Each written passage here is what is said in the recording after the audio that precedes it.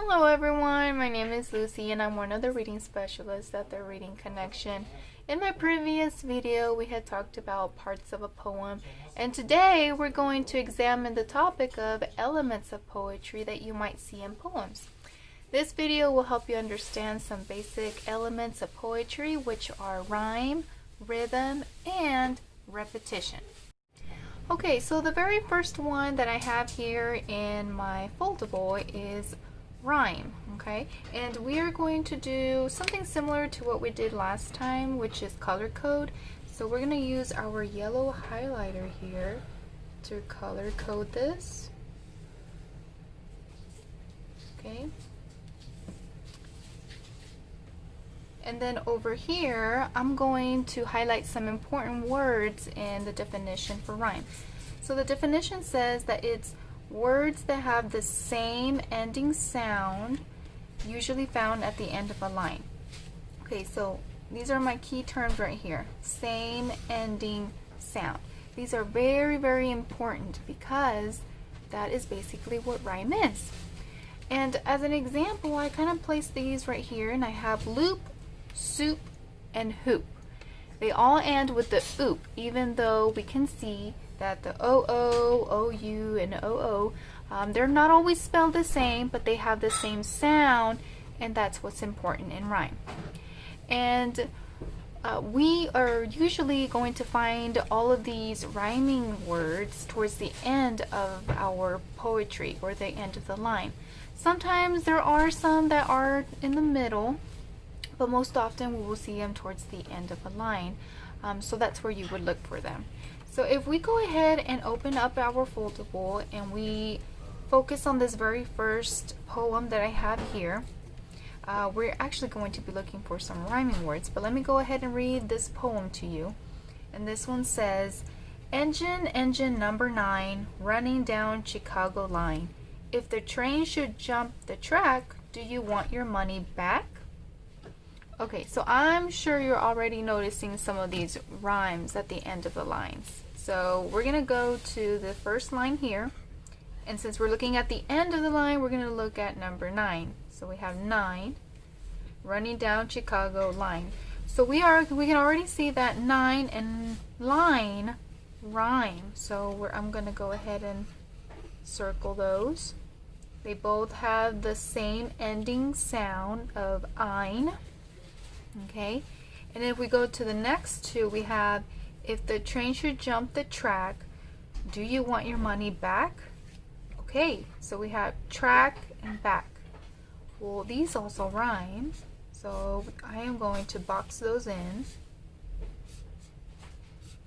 Okay, so for just this one small portion here, we already have those two that rhyme together. Okay, so our next thing that we're going to be talking about is called rhythm. And for this one here, we're actually going to take our pink highlighter here, and that's how we're going to color code this one.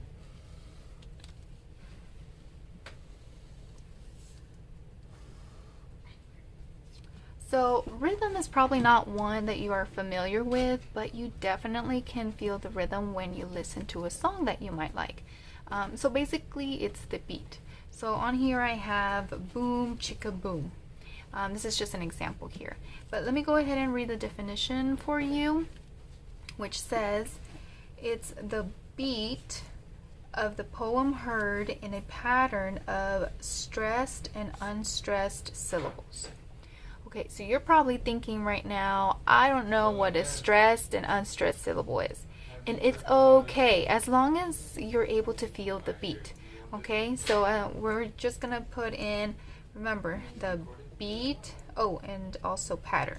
We want to make sure we do that. The beat of the poem heard in the pattern of stressed and unstressed syllables, because that is really what it is. But you just have to feel the rhythm to it, okay? Okay, so this one right here is actually going to be a pretty easy one for us because I've already underlined it and bolded the rhythm. So now remember, before I get started, A syllable is one sound. It's one opening of the mouth basically. So in the word twinkle, we have two syllables. Sometimes it might be a whole word that has the beat, and sometimes it might be part of the word. So I'm actually going to put a slash through each of the stressed syllable, and that will help us in the beat, and I'm going to really exaggerate as I say the poem. So here we go. And it goes, twinkle, twinkle, little star, how I wonder what you are. Up above the world so high, like a diamond in the sky. Twinkle, twinkle, little star, how I wonder what you are. Alright, so there is a beat. It's the da da da da da da. And every line in this poem actually has the same number of syllables, which is actually pretty common in a poem, for there to be patterns of syllables in every line or in different lines of a poem, and it creates a beat. Now, if we didn't read it like that, it would be harder to hear. So it would just be, twinkle, twinkle, little star, how I wonder what you are. And you don't catch that beat to it if you don't read it slowly and thoughtfully. But again, if you read it with mindfulness, you'll be able to hear it. Okay, and so that is rhythm. Okay, so we're moving on to our last topic here, which is called repetition. Okay, and you might not have heard of the word repetition before, but it's actually a derivative, or it comes from the word repeat. So if something is repeating, we say it has repetition. It's just repeating and repeating, or there are certain things that are repeating. And I'm going to use my purple highlighter so that we can color code repetition in the poem that we're going to be looking at. Okay. Now, the definition for repetition says words, phrases, or lines that are repeated, usually to show importance. Okay, so anything that's just repeating itself. So a lot of the time, a poem is meant to give a message or give a strong sense of feeling or paint a picture for the reader. So a lot of the times, poets will repeat certain words or even entire lines because they really want to drive home that idea to you.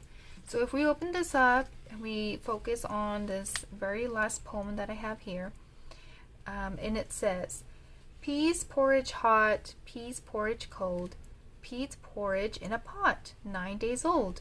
Some like it hot, some like it cold, some like it in a pot, or in the pot, 9 days old. Okay, so this one definitely has a lot of repetition. So right off the bat, you can say peas porridge. You can see that peas porridge is here. We have another one here, and then another one here. So the poet repeats himself 3 times there. Okay, so if we continue, it says peas porridge in the pot, 9 days old. Some like it hot. Ooh. There's hot right here, and then we have another repeated word of hot. Some like it hot, some like it cold. Oh, there goes another one. So we're going to circle cold, and we're going to circle cold here. Okay. Ooh, look at this one right here. Some like it, some like it. So some like it hot, some like it cold. And some like it in the pot. Okay, 9 days old. We have another one up here. So I'm going to box this one. Okay, so wow, there's quite a few. There was one here, peas porridge, 1, 2, 3. Hot, 2 of them. Cold, 2 of them as well. Some like it, we had 1, 2, 3. And then 9 days old, we had 2 repetitions for those. So this whole poem is filled with repetition. All right, Next time that you are reading a poem, keep in mind of these basic elements poets use in their writing. Thank you so much for joining me today as we learned about the basic elements of poetry that you might see in poems. See you next time, readers and writers.